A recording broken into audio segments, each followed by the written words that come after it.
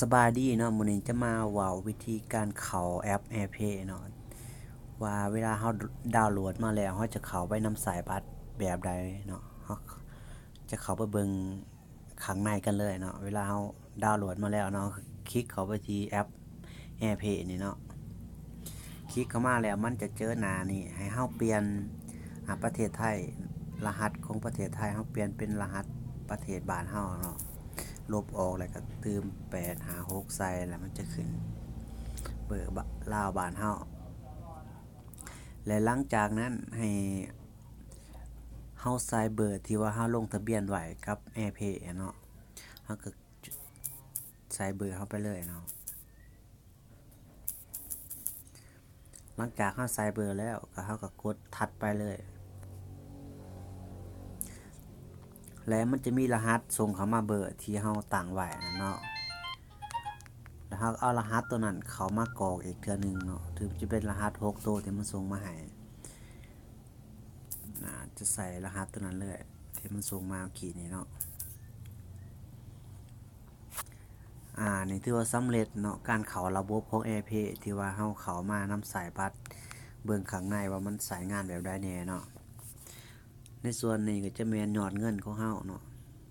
ว่าเฮามีเงินในบัตรเท่าใดและมาในส่วนตัวนี้เนาะก็คือการที่เฮาจะเข้าไปนำสายบัตรเนาะเอารหัสบัตรเข้าไปนำสายเนาะให้เฮาเข้ามาที่หน้านี้เนาะหลังจากนั้นเนี่ยเฮากดไปที่รูปกระแจเนี่ยเนาะตัวนี้มันจะเป็นรหัสลับเฉพาะของ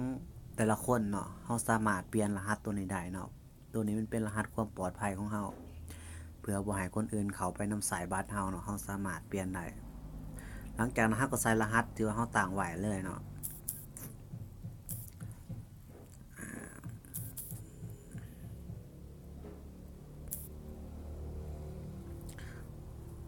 เฮาจะใส่รหัสที่ว่าเฮาตั้งไว้นั่นเนาะ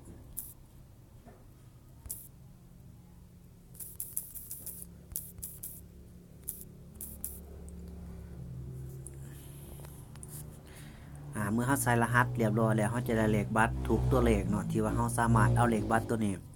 เข้าไปผูกติดกับ Facebook เวลาเฮาจะไปลงโฆษณาเนาะหรือว่าสายบัตรต่างๆเฮาเอาเลขบัตรตัวนี้เข้าไปกรอกกับ Facebook เนาะเวลาทำการโฆษณามันจะมีเลขบัตรและวันหมดอายุเนาะแล้วมันจะมีเลขCVC เนาะ3ตัวเลขเดี๋ยวเฮาต้องไปป้อนให้กับ Facebook สำหรับการนำใส่เลขบัตรตัวนี้เนาะและมาหน้านี้